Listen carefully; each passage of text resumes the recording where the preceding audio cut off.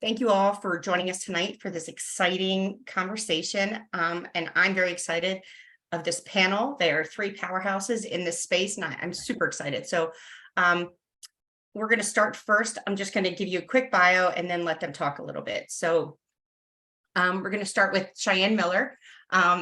She is a Black American woman born and raised in Wilmington, Delaware.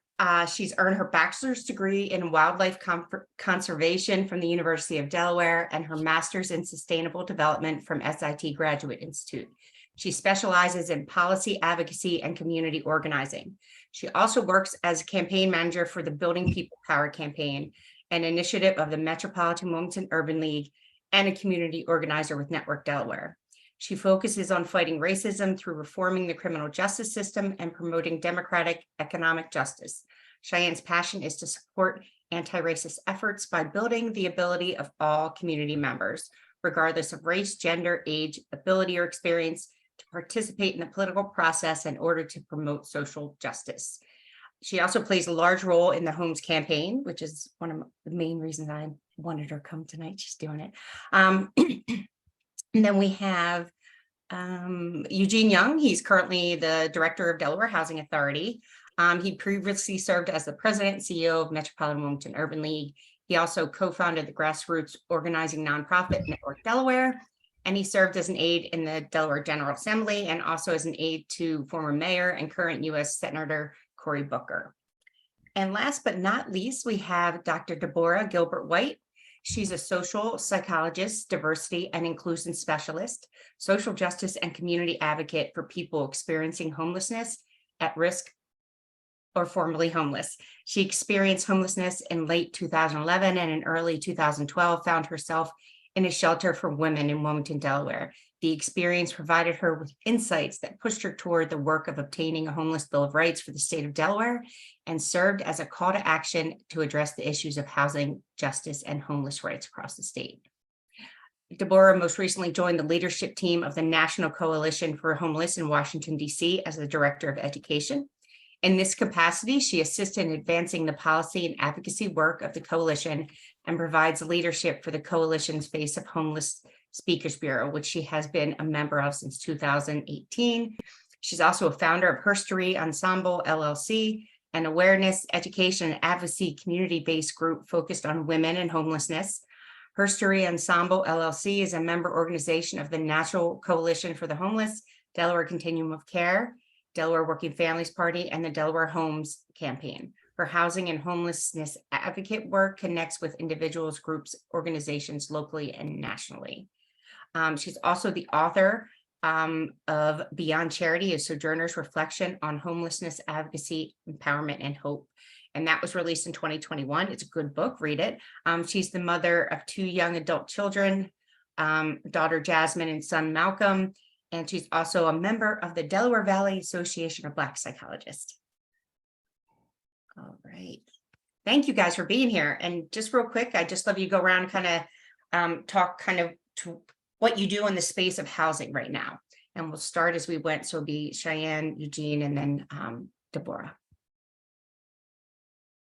Thanks for the introduction. So what we're doing in the space of housing right now, a lot of housing policy advocacy. So just kind of work to see if there is some solutions to some of the issues that we're seeing here across the state when it comes to homelessness, when it comes to discrimination, people coming home from prison, how we can kind of boost the amount of affordable housing here in Delaware and increase people's access to it, and really just focus on like if there's resources that we can open up for affordable housing in Delaware, then let's talk about opening up those resources. But a lot of the work we're focused on is really trying to, with the H.O.M.E.S campaign, is trying to get these policies passed that will have an impact on renters, on homeowners, on people experiencing homelessness across the state. All right. Do you want me to just jump in? Okay. Yes, please, sir. Eugene Young with the Delaware State Housing Authority. We're pretty unique. We do a couple different things. One is we are one of the state's 5 housing authorities. The state currently has 5 that's Dover, Wilmington, Newark, Newcastle. Oh, and Delaware State Housing Authority. So that's that's us being the fifth. It's been a long day, but yeah. So we're one of the five. So we serve one as a public housing authority from the standpoint of we actually have actual brick and mortar units. Our brick and mortar units are around. We house about 60 residents in communities as far north as 600 residents as far north as Middletown, and as far south as the very bottom of the state as Shelbyville. We're the public housing authority in that perspective for Kent and Sussex County. In addition, we are a community development agency, which means we actually help in spurring the development of more affordable housing units in our state. We work with developers, community developers, affordable housing developers alike, in spurring more affordable housing in our state. And third, we are a finance agency, meaning we actually provide we provide at rate or slightly below rate loans for many first-time home buyers, so that they can purchase that first-time home. Many people know us by that one of our taglines of one of the programs we have, Kiss Your Landlord Goodbye, that is run through our agency. We did last year around over $300 million in loans, getting people into becoming those first-time home buyers into moving into housing. So a whole lot of things that we do amongst, in addition to policy and things of that nature. Needless to say, I'm extremely thankful and honored for the invite, and I'm glad to talk housing. Thank you so much. DeBorah? Yeah, good evening, and Eugene, yes, it has been a long day. The work that I do, I am a community advocate and activist for people who are experiencing homelessness. And so the work that I do around housing is both on the local and the national level to prevent homelessness, keep people in their housing, and also to fight for more affordable or livable income so people can afford their housing. So that takes a lot of talking to different types of people and having people expand their narrative of what is affordable housing, and also expand their narrative about why people are homeless or without housing and who those people are. And so most of the work that I'm doing is on an educational piece, an educational level of helping people to understand that, we have to break down those stereotypes and myths about who we think has housing and doesn't have housing and why. And then also, what really is a living wage, today for people to be able to afford the rents that are being asked by landlords, and not only the rents, but the security deposit and all the other things that go into actually renting an apartment, renting housing. And so our piece is more of an advocacy piece to prevent homelessness and keep people housed, and so that's what we do. Thank you so much. That's a lot. You guys do a lot. Thank you for what you do. Now let's get into this a little bit. Some of the people on here have probably been following our 21-day equity challenge. Some of you guys might not have, but it's okay. The conversation will still be completely relevant, whether you read it all or not. So although we can't find a specific redlining map for Delaware, Wilmington specifically, unless you guys know about one, I don't know. We know that it happened. Do you still see evidence of redlining and segregation here, and where exactly? Well, I'll just jump real quick in for a couple of things. So my family, I'm a fourth generation Delawarean, right? My children now being the fifth generation, but like when my great grandmother and great grandfather moved here in early 1900s, I think it was around like 1918, 1919. He from South Carolina, she from Georgia. There's like the ongoing story that there was only one place where they really could move at the time, and that was over 11th Street Bridge. In addition to that, it's also another part of it is interesting. And if you were to speak to Logan Herring over at Reach Riverside, he often talks about the fact that the public housing, or as they would call the projects over on the Riverside area of Wilmington, they were originally built for men and women coming back from, I believe it was World War II. They're initially made for veterans coming back. Then after, when they were able to, when many of them moved out, they predominantly moved many Black men and women in households into that area and kept that. People still live there to this day. They're in the process now of tearing them down and rebuilding up even more housing for families within our community. So I think there's quite very much so, like, evidence of, and you could even find it on some of, like, even the deed restrictions in certain communities. If you go over to, I think I was Ours had one. what'd you say? My neighborhood had one. Yes, there's many deed restrictions in areas that precluded Blacks, and there was some that precluded Jewish households from moving into certain areas over in North Wilmington. Yes. I was talking with someone about that. So there's definitely, you can see the remnants of where many Blacks have only been able to afford, or pretty much been pushed in certain neighborhoods, such as Reach, such as Southbridge. It's not like happenstance that area where it's predominantly, or you can even go past Southbridge and say, like, that old Newcastle, where many of residents who live there are around some of, if Michelle Roberts was listening, just she would go really jump in on this, but just the environmental issues from the port, the trucking, and things of that nature, going from Southbridge over, and it's all a flooded area. I mean, mosquitoes are such an issue over Southbridge. You have to fly a plane over there with insecticides sometimes. So yes, to long answer short, yes, there have been issues that we can see some of the remnants now. As you are correct, I have not seen any map of specific red line in conjunction with the through FHA and other, like, federal government, but you can certainly see areas of segregated populations. Yeah, I think you can even see it if you go down Market Street, right? Like, it's to a point, and then all of a sudden it changes to where things are not built up, right? And I know part of that is gentrification, but I was just trying to think today about north side, east side, west side, and Southbridge, and I'm thinking, okay, originally I'm thinking west side was probably predominantly all white at one time. That includes Little Italy and everything, and then like you said, Riverside, I think, east side. I mean, I don't know, but you can definitely see the pattern of, Pennsylvania Avenue goes out to Greenville, which is kind of interesting. Yeah, you see that.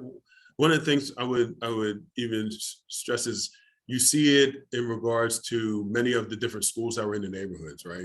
So because a lot of the communities were built around those kind of schools, and so the large Italian section around St. Anthony's, the large Polish section around St. Hedwig's, which is like the Maryland Avenue area, where they would have the Polish festival.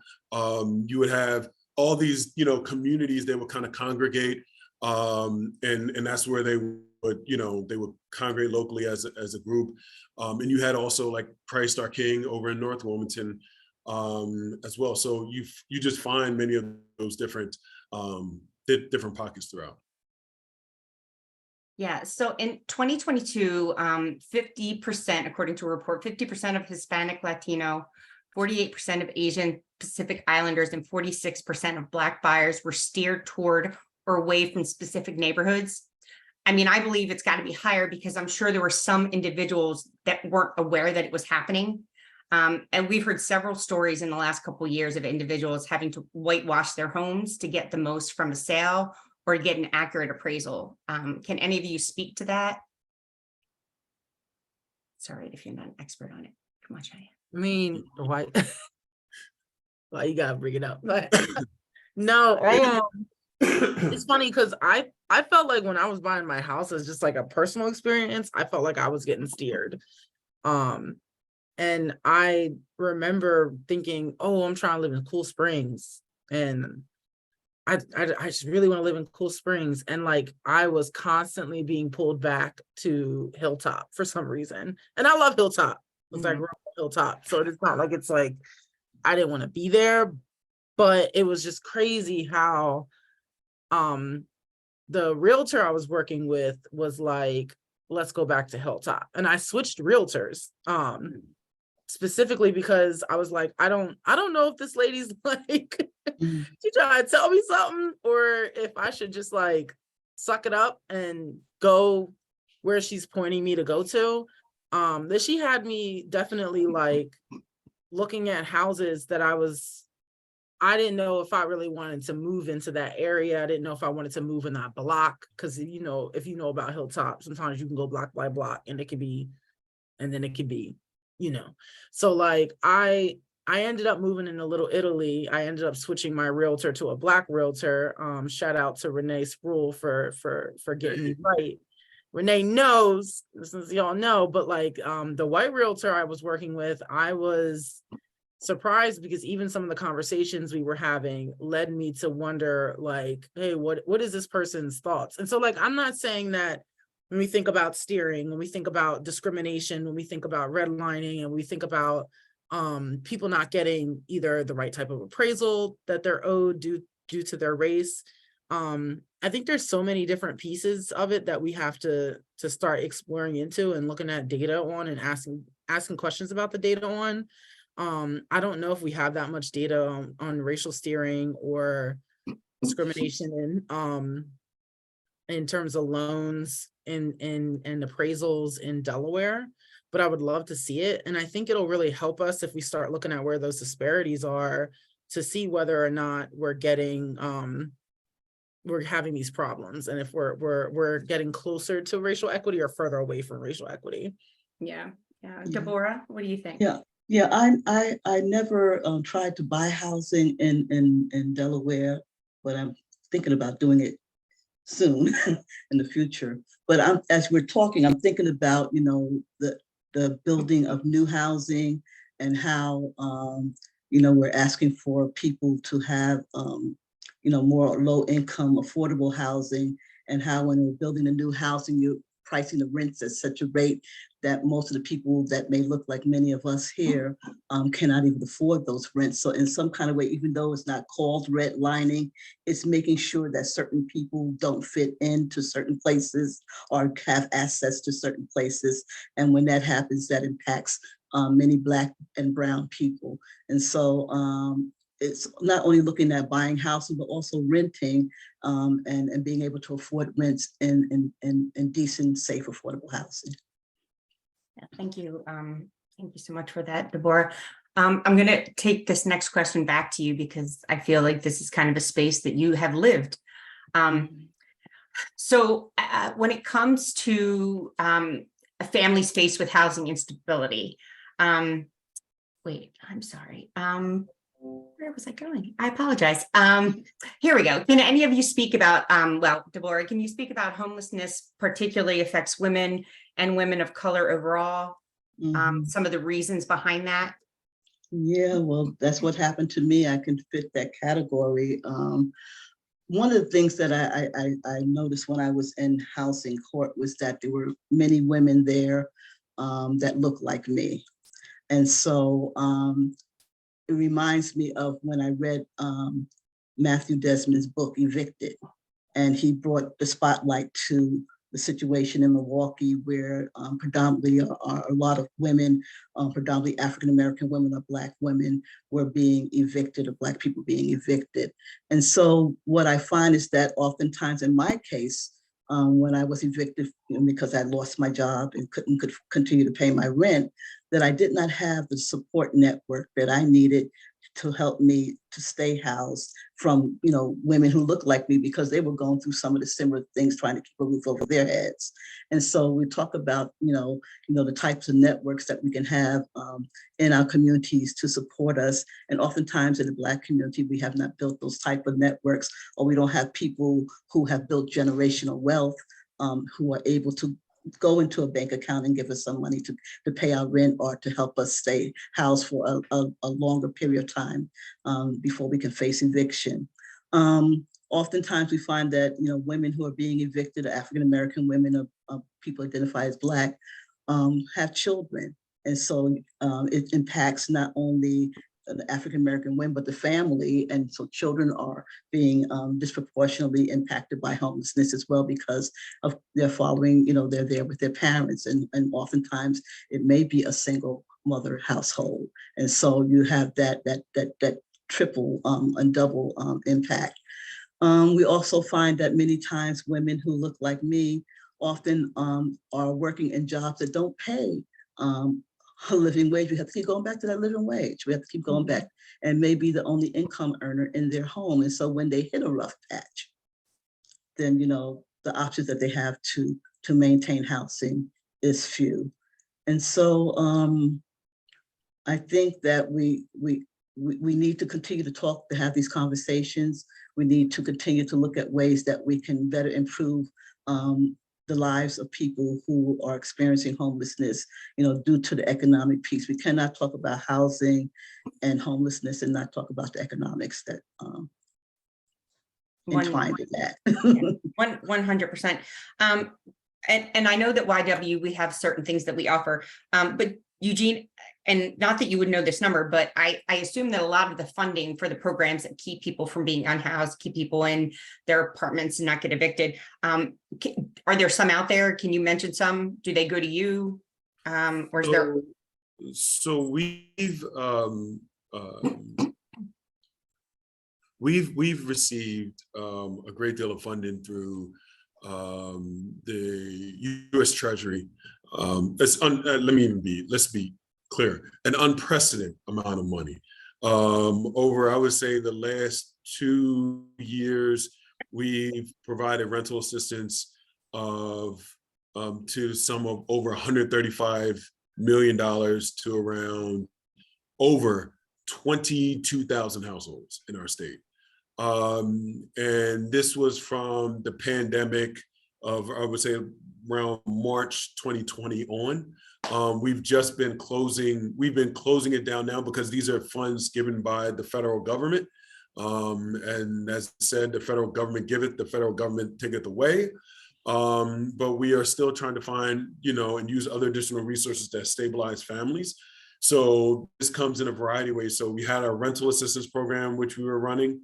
Another part of it is we have a mortgage assistance program that we're ramping up while we're kind of curtailing and ramping down the rental assistance.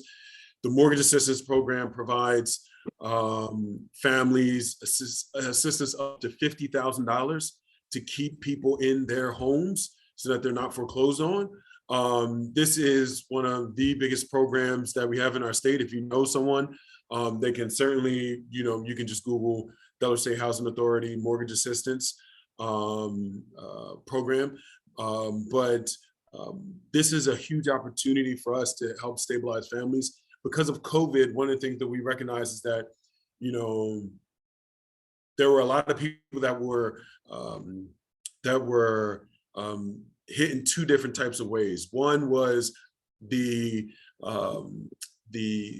renter who had who was renting, working at a retail in the retail space, but as soon as COVID came, they were without a job overnight, and they were out of job overnight, and so they found a job maybe 6 months later, and they were able to carry on and keep up once they had their job, but they were still behind those like 5 to 6 months essentially. And so there is mortgage relief for those who may have been impacted from that perspective, because we still have families that have on the mortgage relief side that have just been able to keep up with when the point where they've been back working.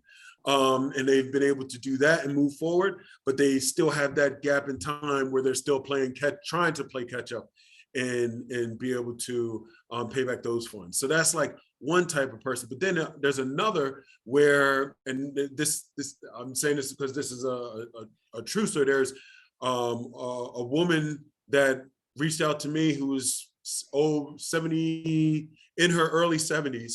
Her husband had passed away because of due to COVID. He was in his 70s as well. She ends up above the age of 70, having to work 2-3 jobs. Car breaks down, is walking to work in many cases at this age because she can no longer keep up with the payments because she lost income that will never come back, essentially. And we're not even talking about the fact of just losing a loved one, period, Right. but losing those funds that will never come back. And so she became a great deal behind, but the mortgage system was able to help her because we were able to help refinance and work with underwriters to actually lower that monthly payment so that it's something that she could afford in moving forward, and not having it based upon 2 incomes. And so she could live in the house that she and her husband purchased some 15, 20 years ago. And as she said, I lost my husband, I will not lose this house that we purchased together. And so now she's able to stay in that house because we're able to refinance, work with her and use those funds to refinance, bring down the loan. So now it's something that she's able to pay without having to work 2 or 3 jobs. So these are some of the issues that we've seen from in using the mortgage, our mortgage relief program and going forward. Thank you. And it's going to go right to what we keep talking about is economic. I mean, no 70-year-old. I mean, no 70-year-old in our society should have to work 1 job, let alone 2. Like if they want to, that's great. But at 70, that's a whole nother show that we can do. Talk about how we treat the elderly, just in general. But can I just add something real quick? So I think when we talk, DeBorah brought this up, a really good point. I feel like I'm sorry for like pointing at you. I was like, let me not stop pointing. She made an amazing point, right, about the fact that it is an economic issue, and how people do not have the resources in order to live in certain areas, or in many cases just find quality housing, period. The point, one of the major issues that we find is that, if you look at our workforce here in our state, 26.4, approximately 26.4% based upon, these are like 2020, the most recent I think are 2021 numbers, maybe 2022, but 26.4% of our workforce makes $15 or less per hour. So you have a quarter of our state that makes, at that amount. And so this makes it hard for someone to ascertain or get that, 2-bedroom apartment or so on and so forth. And it's also one of the reasons why rental assistance, while we had so much money that we were getting out, because it was supplementing a lot of people who could not afford just the day in, day out living. If there's a woman that I would definitely suggest, an amazing woman rather, that I would definitely suggest, her name is Caitlin Gleason from Department of Education. And she works with early childhood learning. But one of the things that she said to me that hit me like a ton of bricks was the average daycare worker in our state makes between $12, $14 an hour, 15 at the highest of highest ends.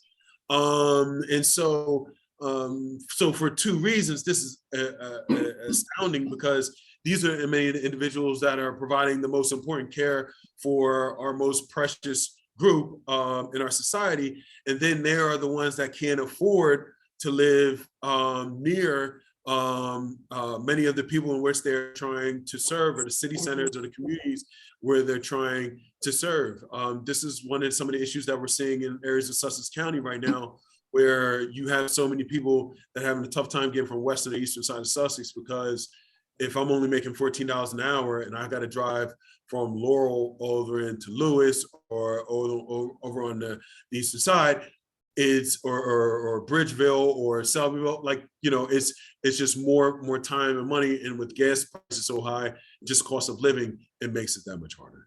Yeah, and that's another thing. It just money shows what we value, and we speak volumes with the amount that we pay, because some people can literally hire a nanny, or they have parents that are retired at a young age and can take care of their kids, and then we move on to daycare, and 10 max 15. That's insanity, and all of this just is one big ball of economic injustice. Gonna move on to another. Just generally, we know that families that are faced with housing instability are more likely to experience poor health, high blood pressure, depression, anxiety, psychological distress, childhood disease, and mortality. So we know that systemic discrimination results in greater eviction rates for marginalized groups, but that actually, let's talk about the environment that all of those things contribute to, like the social determinants of health there. Because the Center for Disease Control and Prevention recognizes that the social determinants of health is one of the key conditions where people born, live, work, learn, play, that saying. But a lack of access to safe, affordable housing is a public health crisis, right? That both creates and exacerbates health problems and inequities for individuals, families, and communities. This is why I usually wing it, because when I try to read statistics, they don't come out right. But the social determinants of health and what that means. Maybe Shyanne, do you want to, Shyanne, if you want to talk to this. Yeah, and of course, anyone else, please add to it. But essentially, it's this idea that, like, in order for you to be healthy physically, emotionally, there are some underlying things that need to be met in terms of you being able to reach whatever the state of health is that you need to reach.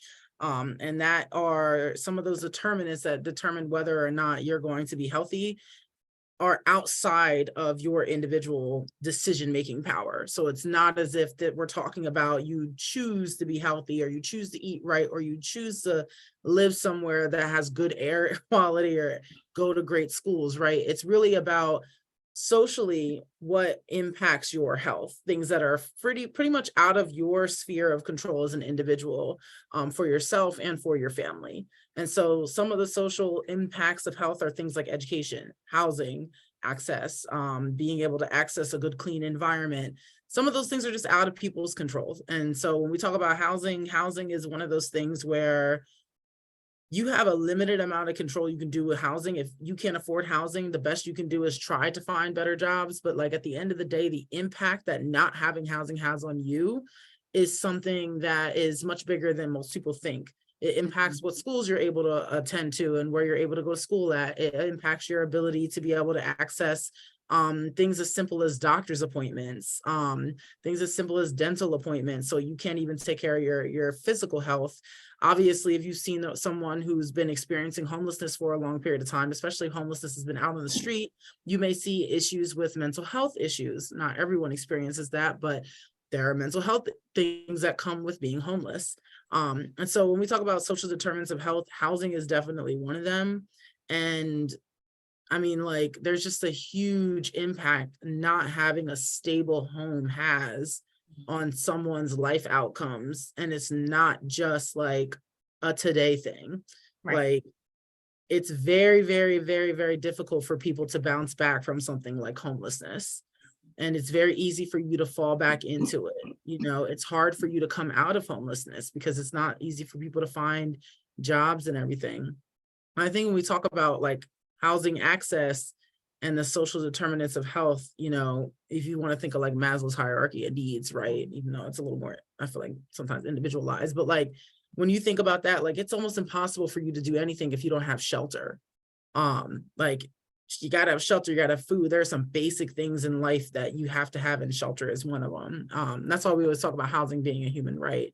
Yes. But basically, housing is a social determinant of health, and it it really does have a huge impact on people. And we like people to remember that the question of, you know, people's individual choices and decisions when it comes to some of these issues with housing, it's just out of people's hands. And I always kind of look at it like this.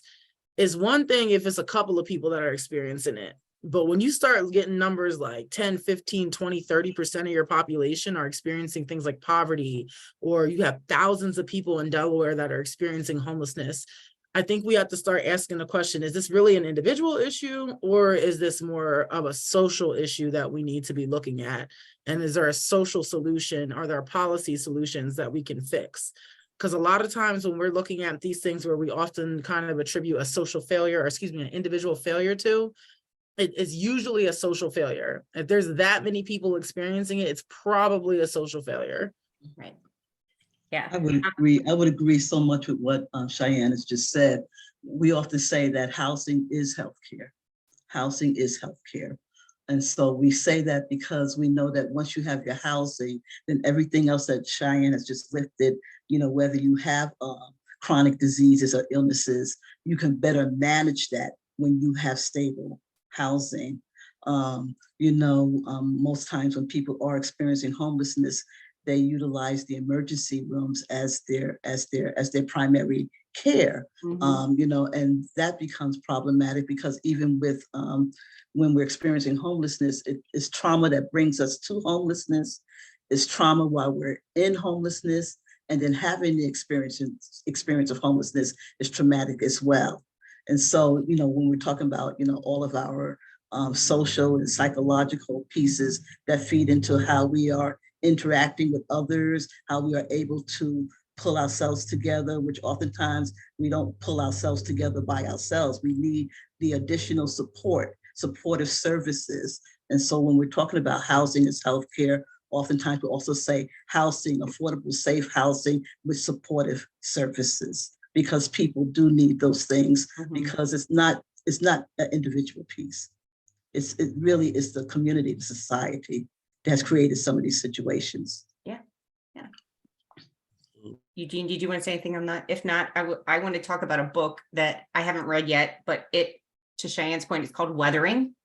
And Dr. Arlene T, I want to say Jerome, but Geronimus. She actually said this back in the 90s and everyone kind of laughed. Do you have it right there? Eugene's going to pull the book up. Oh, no, I saw you going through your books. I was grabbing my notes and my notepad and my pen. I was about to jot it down. Yes. So so her research shows that people that are housing scarce or food scarce, don't make enough money, their body constantly goes into stress mode. They live there, right? So our bodies, I think we all know our bodies were created, and cortisol and stress was meant for a purpose, right? Flight or flight, like survival.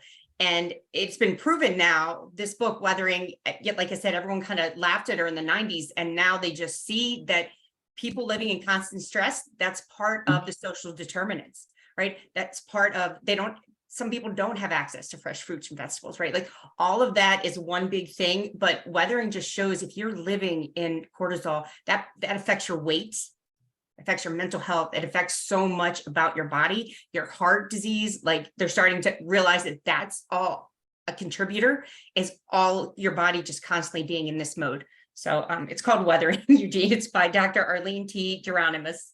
Thank you.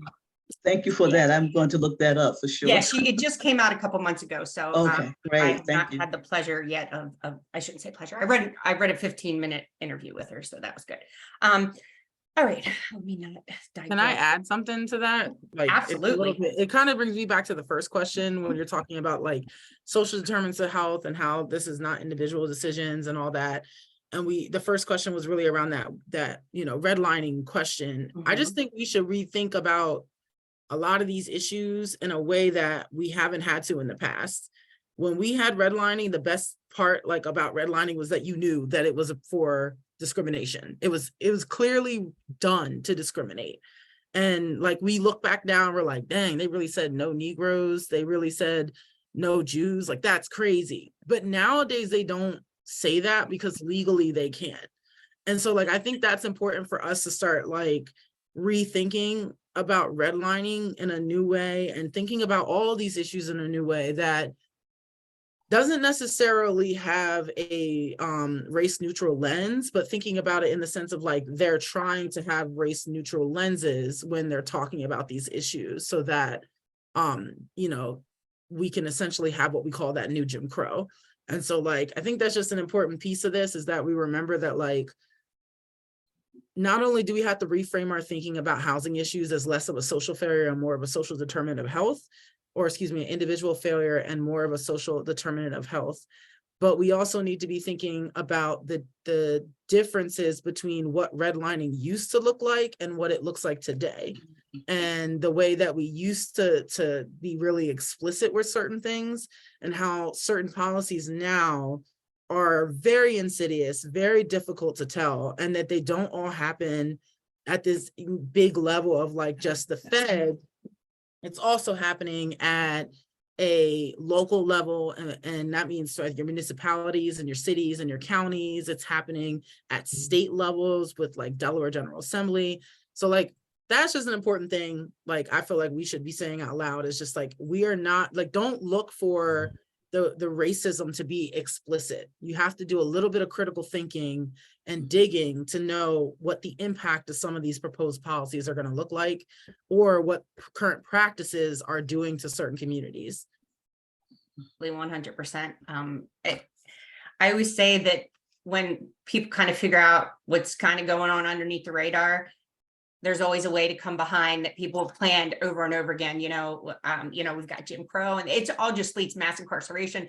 It's like, okay, we took care of that problem, but now we're going to do this, and it's just, it's just continuous. My next question is for Eugene, because I've heard you talk to this before. So, in 2022, the home ownership rate for Black individuals increased to 45.2%, but remains much lower than the rates for white individuals at 74.6%.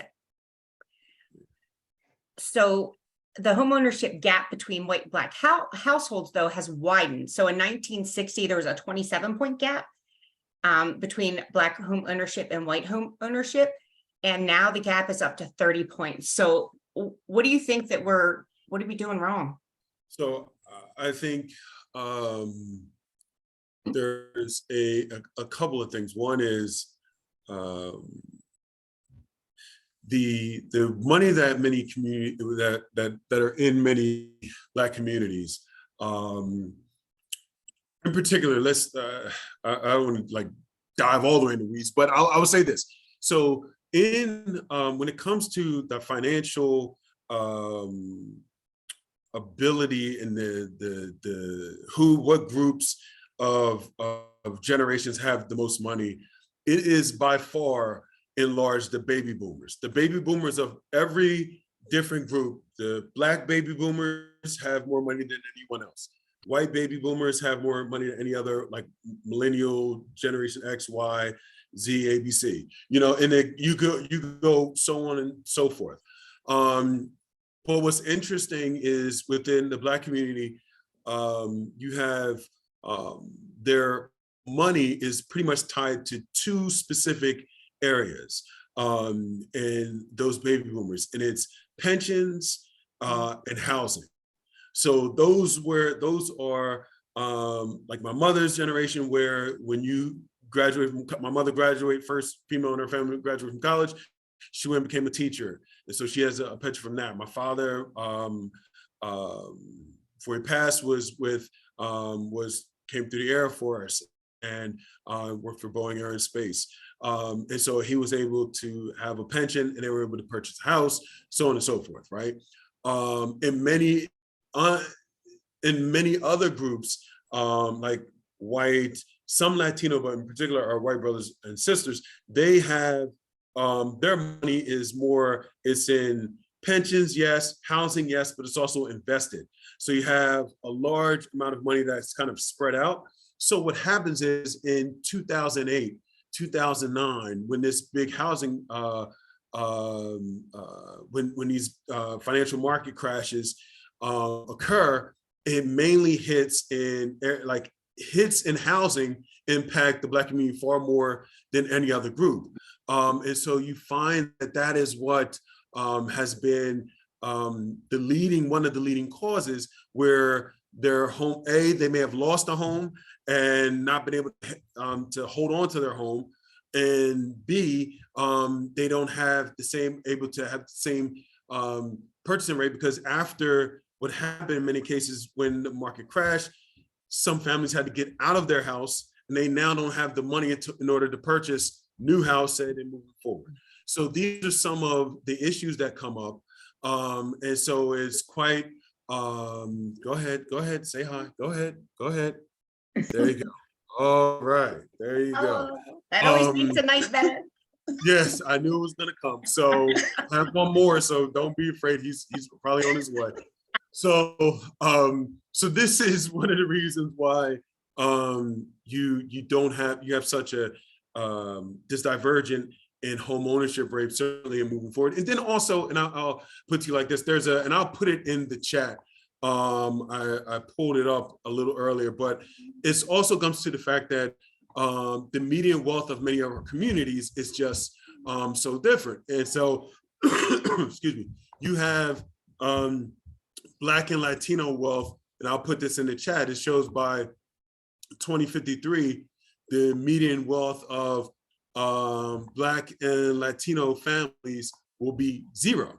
So these are some of, I just put it in the chat, these are some of the aspects that lead to one's ability to not purchase a home when you don't have the funds, and where the community overall does not have the purchasing power to do so. And I'll close by this, say this, like they did there's studies around in many different cities called The Color of Wealth. And they study a variety of cities: Los Angeles, Boston, Miami. I believe there's like 1 or 2 other cities. But one of the things when they studied Boston, and they were able to say, like, look, what's the median wealth for your typical white family, your Latino family? They pulled out different groups. People who have immigrated here from the continent of Africa, so different countries, got Ghanaian, so on and so forth. They really like dispersed it and broke it down. And now I'll add this in the chat as well. It shows that the median wealth for like for your white family was over $200,000. The median wealth for your Black family was under $800. So these are some of the issues that you have dealing with in many of these communities. So it's not necessarily about even purchasing a home. It's about, if the hardest of times hit me, how can I just take care of that medical bill? How can I make sure my car is working so I can still go to my job? So these are some of the major issues that have occurred that have slowed down that rate of home ownership.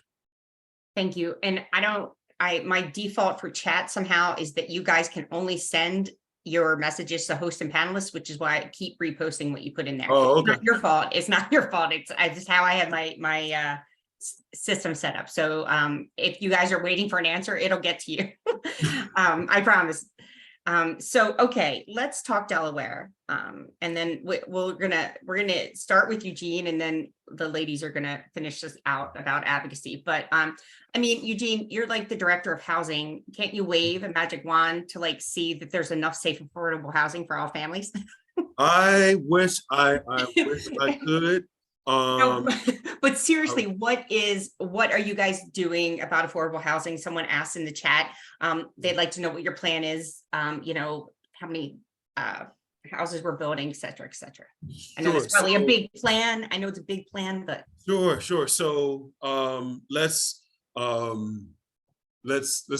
provide some context if we can. So there's been recent studies that have come out. If you were to go to the National Low Income Housing Coalition, it'll say that in the if you Google National Low Income Housing Coalition, and you can put in a state, and they'll give you something for each state. But if you're in Delaware, they will say that our state is behind around arguably 18 to 21,000 units. That is a lot. this is something that has occurred over a very long span of time. This is, I would say, probably about a fifth. Rachel Stucker and I from Housing Alliance of Delaware, like she'll say, I normally say it's like 30, 40 years, but she'll say probably even 50, 60. And I tend to agree with her. This is like a 50, 60 year long asleep at the wheel situation where we have not been working to make sure there's quality, affordable housing for all Delawareans, right? This has also been exacerbated by two things. One is COVID, where which led like kind of, it's like 1.5, where we have COVID, so many people recognize that they do not have to live near where they work. They can live remotely. And so you have a ton of people moving to Delaware by the dozens. So that's why it's like a heightened aspect now. So we have, in comparison to our other states through on the Eastern Coast and Northeast and Mid-Atlantic, we are the #1 per capita importer of people. So more than New York, Jersey, Pennsylvania, you name it, we are one of the top 10 in the country importers per capita of people into our state. That is because of the fact that taxes are extremely low.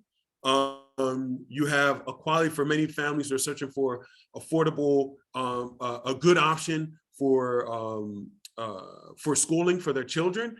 You find that as an option as well. So you get to pay less in taxes and still get to have a quality education. That's why Middletown has grown 40-something% exponentially. So we have so many people moving in. You're able to see that these issues are like highlighted in front of all of us. So then I know what someone's asking, whoever asks the question says, what the hell does that mean? And why don't you answer what you're doing?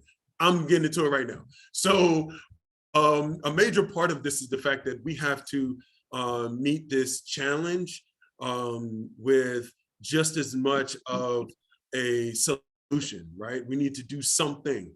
So in this year, over this year alone, the governor has put more money to housing than ever before.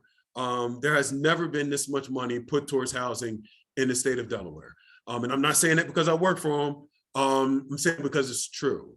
$122 million are specifically being allocated for housing and getting more affordable housing units up. I recognize. How many could that produce? So it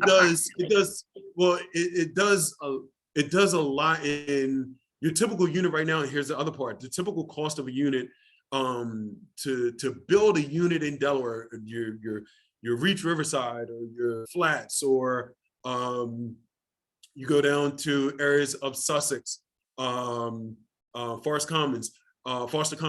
Your typical units range between $250,000 to $275,000 per unit, and so this is a huge down payment. And let me even provide context.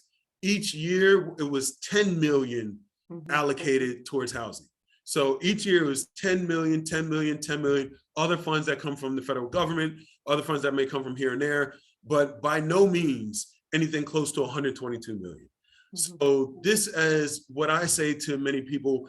I know this is not going to handle and correct all affordable housing needs within our state, but similar to like kind of using a housing metaphor, this is a down payment for a longer substantive deposits in affordable housing for the people in the state of Delaware. So, and we're doing this through a variety of programs. One is to accelerate just more multi-units being built. So that is why we call it the Accelerator Fund. Another program is the fact that we have a Catalyst Fund. Long story short, we have a lot of dilapidated and homes that dilapidated and in disarray and disrepair. And so what the Catalyst Fund does, long story short, you buy a house for $50,000. You're a developer rather. You buy a house for $50,000. You put $100,000 in that house. That's $150,000 you put in that house to make it very nice, clean, shiny, and everything. But in the neighborhood, it would only sell for $100,000. That is okay, because we, DSHA, and working with Snare, we will cover that $50,000 gap, and we will help make sure that a first-time homeowner is able to move in. So now you're able to provide a homeowner to move into this community in an area that in many communities where you have home ownership deserts, there are no homeowners at all. Right. That's important. That's hugely important. Areas of the east side from 4th to I would say like 12th or 13th Street, from the peninsula to Walnut, is arguably the most densely rented area in the state of Delaware. So being able to take advantage of some of these dilapidated homes and to be able to put people and homeowners in them to get through and do away with this home ownership desert, it gives a mixed income and a mixed array of units that help the community. Third is the fact that we need to also focus on, we have to focus on making sure that there are units spread throughout our state, right? So oftentimes people will talk about the money that needs to go into housing within our state, and I'm in total agreement, but I will also say this, we also have to work around the zoning and having inclusionary zoning within our state, because this is the next big issue that we will run across, is the fact that there are I have a list of, I would say, every municipality, town in our state. And I have kind of a chart that shows which have above 10% affordable housing and which have below 10% affordable housing in that community, right? There's less than 15 throughout our state. And I would say arguably only around 8 to 10 really that have more than 10% affordable housing in their communities. So that's why in Newcastle County, it's predominantly Wilmington. There's not any other town in Newcastle County that has more than 10% affordable housing.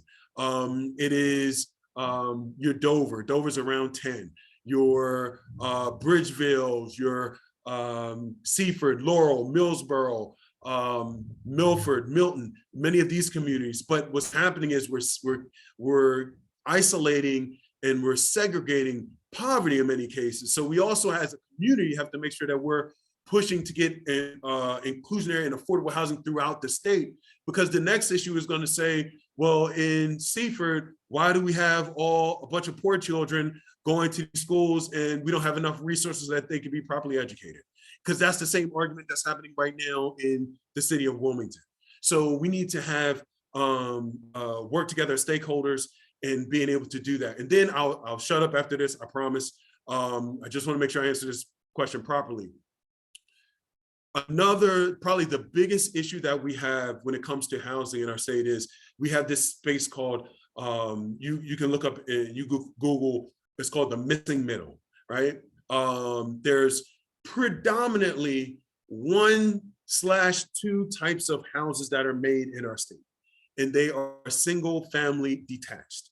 60% of all housing in the state of Delaware, let me say again, 60% of all housing in the state of Delaware, single family detached housing. So what does that mean? That means that if you're a graduate from college and you live in the Lewis area, it's going to be hard for you to find an apartment to live in because there's not that many apartments. It's predominantly single family detached homes. So you're going to struggle. If you're the daycare worker, if many of these different individuals, it's hard for them to purchase these homes.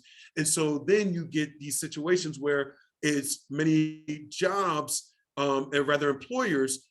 We find this, I talk to many people in the chamber on the eastern side of Sussex and many other areas throughout the state complain that there's not enough workers because what person can afford a single family detached home in many of these areas? So, and it's even worse when you get into Kent and Sussex County, it's 60% single family detached in the state of Delaware, but I would argue that it's probably 80% in Kent and Sussex counties. So if I am a 22-year-old graduate of University of Delaware and I'm studying to be an engineer and I may make $40,000 or $50,000 a year, entry level, it's going to be hard for me to find a property or a unit that I may be able to move into in the neighborhood I grew up in. So one last thing, I remember speaking with Senator Ernie Lopez a few years ago. He was former Republican senator from the Lewis area, and he said a line to me. He said, I'm scared and concerned for the fact of two things. One is if I would not be afforded to live in the community where I grew up in if I was a young man today, one, and then two is my kids won't be able to live in the community I live in right now because they would be priced out and they would have to find and live somewhere else. And then if they were to have a job, they would have such a long commute getting here. So when we talk about this process, it's a variety of things. It's yes, more money to affordable housing, but it's also about issues around the types of homes that we build collectively. It's about the zoning rules so that we open up so we can have more multi-units, duplexes, triplexes, quads, all of these different a la carte options of housing so that it enables people to move into, because what's happening right now is we're just creating compounded pressures on top of our community members. So sorry for that long answer, but I don't want to, No, that's okay. I appreciate your answer, and I appreciate you just really explaining redlining to us all over again. Like literally you were just going to the picture and I was like, that sounds like a redlining thing to me. Now we're going to talk advocacy and policy. And so I have two amazing advocates on this call. DeBorah, will you talk a little bit about, because you have been going after this homeless Bill of Rights now for I don't know how many years. And I sent one to Shyanne the other day, and it was modeled after another state. And it was beautiful. It was absolutely, I don't even know where I put it. Oh, maybe I sent you a copy. Anyway, it was modeled after another state. And Shyanne was like, that's the dream, because our homeless Bill of Rights that they whittled down, right, each year to try and get it passed. Can you talk about your journey on that, please? Yes, the idea for the Bill of Rights came to me when I came out of the shelter in 2012. When I was in the shelter, I saw things and experienced things, and I felt that people's humanity was being diminished. And so I felt that there had to be a way for people, no matter what their housing status was. And I didn't have that language at the time. I just knew that it had to be a better way for people to be treated coming out of homelessness. Little did I know at the time that this conversation about Bill of Rights was happening in other places across the country. And by the time I started asking people in Delaware about it, it had already been passed in Rhode Island. And so this was nothing new, but it seems like, I was tapped into some type of thing in the atmosphere that said, hey, you went through this experience. You know what it's like to have that lived experience. And you also know what it's like to be an advocate for yourself. And so the Bill of Rights basically is a call to action, became a call to action in Delaware since 2012. We've been talking about this. So you are right, it's been since 2012. And I am so grateful right now to be in collaboration in community, especially with the H.O.M.E.S campaign, because we are beginning now to utilize different avenues to get more people involved and understand that this really is a human right issue. It's an anti-discrimination bill, and we need to also understand that who are we to decide who has rights and whose rights should be protected and whose rights should not. The Bill of Rights does not give any additional rights to people who are identified as homeless or unsheltered. It simply protects the rights people already have. And so you're right, we continue. I don't think so much that it's being whittled down. I think it's that people need to get a better understanding of what the bill really is about. And so we continue to talk with different folks, and Shyanne can attest to this. We've been talking, to legislators, trying to get this bill passed. But connected to that bill, also the advocacy piece was one that we do have a victory now, is with the right to counsel, because that was connected in many ways to housing, to prevent people to entering homelessness. And so I want to count the victories as well as the struggles, because that Bill of Rights is going to pass. I don't know, some people may have to be moved out the way for it to happen. But we had this, that's what happens sometimes, changing of the guard. But it's the right thing to do. And so we have to continue to push for that. So that's what we've been doing, just pushing for that Bill of Rights, and also the right to counsel, because I was impacted directly by eviction. And if I had had counsel, I don't think I would have been evicted. I think I would have been able to stay in my place. Do you want to, I mean, I know what right to counsel is, but you want to explain to maybe some people that are on here that might not understand what that bill's about? Okay, was SB1, I believe it passed the SB1, Senate. yes. Yeah, SB1. Yeah, basically it says that when you are facing an eviction, that you have a right to have counsel when you go to court, someone there to be there on your behalf, because most times people do not know how to navigate housing court.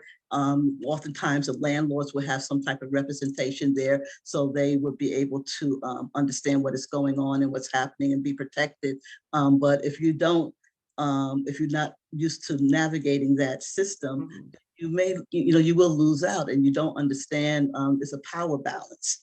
So you don't understand, what's going on, or you don't have the, when I was in that courtroom, in housing court, only person there representing me was me, and I didn't know a thing, so I was outnumbered, and then there was a lot of people in that room that looked like me and in the same boat. So it really just gives people a fighting chance when they are facing eviction. Yeah, thank you so much.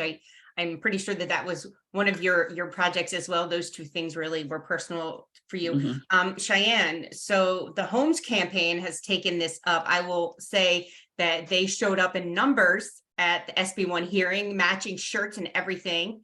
It was great. It was just great to see all that support. And I remember last year doing the same thing, and this same bill didn't get anywhere. They made some adjustments. I guess you can own 3 places and evict whoever you want. But if you own 4, then somebody gets right to counsel. So so can you tell us a little bit about that, how to get involved, and any other bills that might be coming up that affects housing? Yeah, so, right to representation, it's really about helping people who are facing eviction and that are low income, like actually have access to some type of legal help while they go in. The other big thing about that is that people are always thinking more about the point where you get in front of the judge, and the judge is like, yeah, man, you're out. But there's also a portion before that the bill tries to establish that ideally would divert people from that, and that is the eviction diversion program. So this bill not only helps give people the access to that legal help, it also gives people access to a eviction diversion program. That is the thing that I think that a lot of people are going to be excited about, because what we would have is a program that would allow for people, when they receive this eviction notice, to actually go and have a chance to sit down with their their lawyer and their legal advocate and their landlord, and just talk about, like, what can we do to solve this before we go forward with the eviction. That to me is the part where a lot of people have a lot of trouble with. Talking with your landlord can be really difficult. Having a legal advocate there will help people to be able to be like, you know what, I can have this conversation. We can figure out what the problem is and how to solve it. And hopefully we can kind of forget about this whole eviction thing in the first place. So that's one big piece of this piece of legislation. The victory that we've had is that it has passed the Senate, and almost unanimously. It passed the Senate. We got a lot of votes on this in the Senate, including votes that were on both sides of the aisle from Democrats and Republicans. And so we are really happy that it passed the Senate. Now it's in the House. It just passed the House Housing Committee. Huge deal. It is funded in the governor's recommended budget right now too. That's the other thing. So the next step it has is to get through House appropriations. And that just means that they got to be like, yeah, man, that money's there. The money's there. Yeah. Governor's Yeah. recommended budget has it in there. Yeah. Like Eugene talked about it earlier about funding lots and lots of housing stuff. It's money out there for this. No reason why we shouldn't be able to get this done this year other than if people acting foolish. So ideally we will get it done. Ideally it will happen. There have been a lot of changes to the bill, but what we do know is that what we're hoping is that it still passes, and then we can start to fix some of the things that we lost out of the bill before. And I know this is different, but like, I know someone put a question in the chat, not in the chat, but in the question and answer section. And I didn't know if that was something we should address or not. Yeah, if you have, well, it's, I think Sharice knows why, but if you want to explain, her point is pretty valid, is who can afford $1,500 to $2,500 a month for apartment rent on Market Street, right? I don't know who can afford it, but Right. I do have concerns about that too. And I know we love to talk about gentrification and all that, but one of the things I think we need to start looking at is anytime that we have housing coming up in our community, is it affordable? And how do we work with current government to make sure that if any public dollars are being used at all to cover any type of housing creation, that money is directly going into the creation of affordable housing. Now, obviously, Market Street has probably is a very specific area, but it's all up in Wilmington. Like you just said, it's all up in Wilmington. Lots of housing units are being popped up without a guarantee that they're going to be affordable. And there are examples of affordable housing that's popping up as well. Mm-hmm. And so like one of the things I always say is ask the question of where are there any public dollars that are actively going into funding any type of housing building on the front end. And then the second question you got to ask, and this is very specific because it's like a city question, are there any dollars that are going to be lost because of any type of incentive programs in terms of affordable housing? Like, so think about like this. If we have any policies on the books that say that you don't have to pay certain taxes, real estate taxes or property taxes, or you get this tax break when you build in Wilmington, one of the questions we need to be asking is, are we making sure those tax breaks are going directly towards people who are building affordable housing? Because if we're not, we're giving tax breaks out and losing revenue, right? When we could be collecting that revenue and putting it towards something big on these housings that are really just luxury or market rate. So I just think that's important for us to think about is like, are we making sure that our dollars, our public dollars, whether it's the dollars that are coming directly into building something or the dollars that we're kind of allowing people not to pay in after they build, are they being utilized in a way where it incentivizes creating more affordable housing? And not everybody is doing that. It's not always happening. And you have to look at both the state level of dollars and you have to look at some of those municipal rules and things that allow for people to not have to pay into that. Yeah, it sucks. It's hard out here. These rents is wild. I think though that is written into some policies, but somehow people like I know the new housing near Santa Fe, they either got funding or tax break, and part of that was supposed to be, that's on Union Street. I'm sorry. Part of that is supposed to be affordable housing, but the builder somehow swiped under a loophole, and none of them are affordable housing, but they still got, whether it be city money or tax break, I don't know specifically what, but there is actually laws out there. There's just ways around them. So I think to your point, Shyanne is right. We need to, close some loopholes. There's a Santa Fe. That's an apartment complex. That's a restaurant. Sorry. Oh, when you said Santa Fe. Sorry, it's at the intersection of Pennsylvania Avenue and Union Street. Oh, okay. It used to be the old Santa Fe restaurant, but now it's a huge housing complex with the Santa Fe restaurant in it. Got it. Okay. Yes, sorry. I know that's probably very confusing. I would be remiss before I go. I really just want to let everyone know, because not everyone knows what we do at YW. And we have a home life shelter. So we house women and families, men and their children too. We house families specifically. And I love that the new bill that you talked about was like, they had the eviction diversion program, because that's some of the most work that we do is people actually get sent to us and they're not out of their homes yet. They're trying to stay there. So, you know, thanks to Eugene and his housing authority, we're able to fund, you know, their rent, some of their, you know, maybe their electric or something else that's going to kind of keep them in their home for a period of time. And that's so much less costly for all of us, right? Than having someone evicted, trying to find housing, you know, where we are, if we can keep people where they are with a little bit of help, because we know the majority of Americans are what, one paycheck away from disaster. And so that's just something I want to say thank you to everyone at Home Life that does what they do. I'm very proud that we do that work, and all their hearts are in it. And I just really, I love that part of our organization. Sorry, had to do a little plug there because not everybody knows.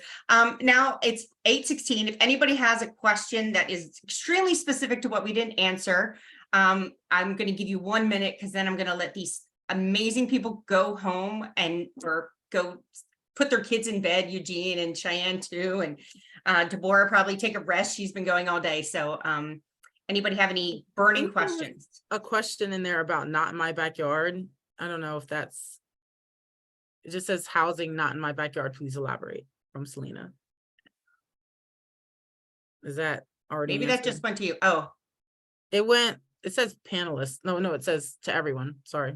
oh, she asked accessible housing before that, and then housing not in my backyard. I'm not sure exactly either. So Selena, you want to do Usually that? that's a phrase that refers to this kind of pushback of the creation of like either rezoning or affordable housing in a particular area. Yes. And people tend to be coming out in droves saying, hey, no, we don't want this affordable housing unit. We don't want those types of people here. We don't want to change the way that our neighborhood looks. And it is something I think that kind of alludes to what you were talking about, Eugene, with rezoning and inclusive zoning, and how in Delaware, if we don't address inclusive zoning, we're not going to have enough affordable housing. Not in my backyard is like it's a sentiment, Yeah. but it's also like there are groups out there who do make a point to come out and say that they don't want to see those changes in their neighborhoods. I think the important thing about not in my backyard for me is the dog whistles. Yes. It'd be wild. They'd be saying the craziest stuff you guys can think of. Oh yeah. We don't want those people. We don't want Black people. We don't want poor people. We don't want affordable housing. We don't want more crime. The assumptions about people moving in is bad. It's drugs. Oh God, yeah. Like they say the craziest stuff. Yeah. And it shows a lot about what they think about who is using affordable housing.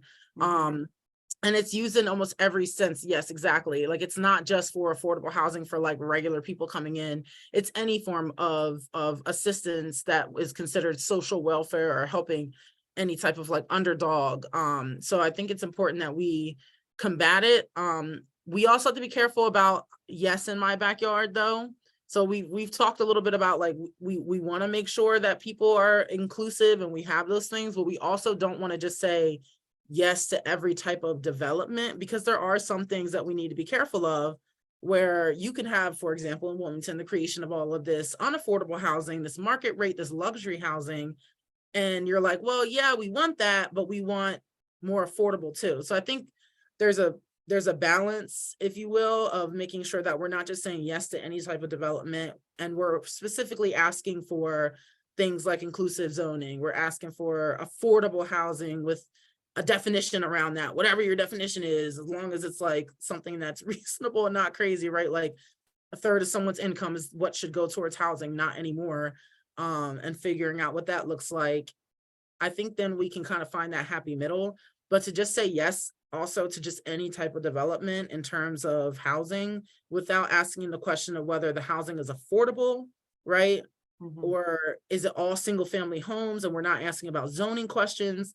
We have to find the way in which we can talk about development that talks about developing for the people who have the highest needs. Right. No, absolutely. It's Sharice also mentioned Silverside Road or Shipley Road, and that has been the hugest fight up here because we don't have affordable housing in North Wilmington.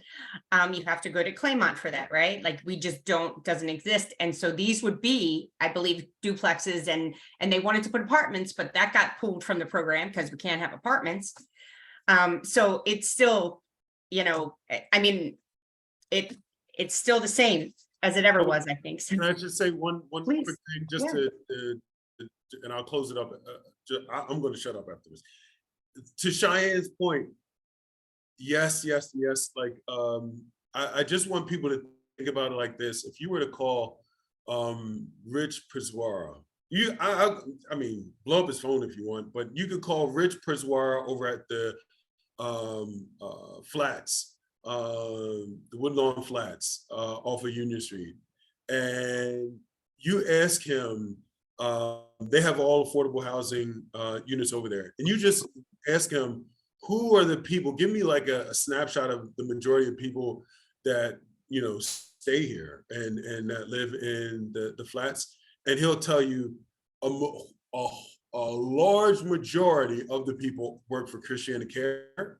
Another group are work for like he said you find many of your like your EMT units, like your firefighters, EMT, things of that nature. People trying to start out. Some teachers, a lot of daycare workers. So these are many of the people that these are the oil essentially for the engine, which is our local economy. And so as we think about that, and there's studies by the Urban Institute that show that affordable housing in one's community does not lower your values, your property value, or anything of that nature. And so these are the people that make our economy go. And these are the people that we should be so thankful for.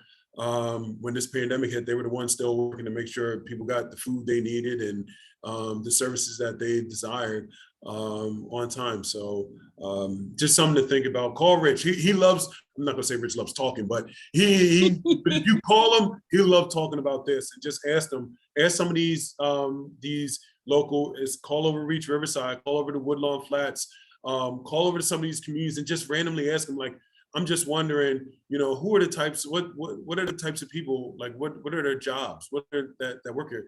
And they'll are just like any of us. So it's something really to think about. Shyanne, we're louder than everyone, so hush. I really just, again, thank all of you for joining us tonight. Thank you to my amazing panelists. Thank you. This conversation will never end. What is it, 50 years? 50 years we'll be done having this conversation. So I won't be here. 92. I hope so. You'll be here. You'll be here. All right. You'll still be here. Probably DeBorah too. All right, guys. Thank you so much for tonight. Thank you guys for joining us. I'll talk to you soon. Thank you. Bye-bye.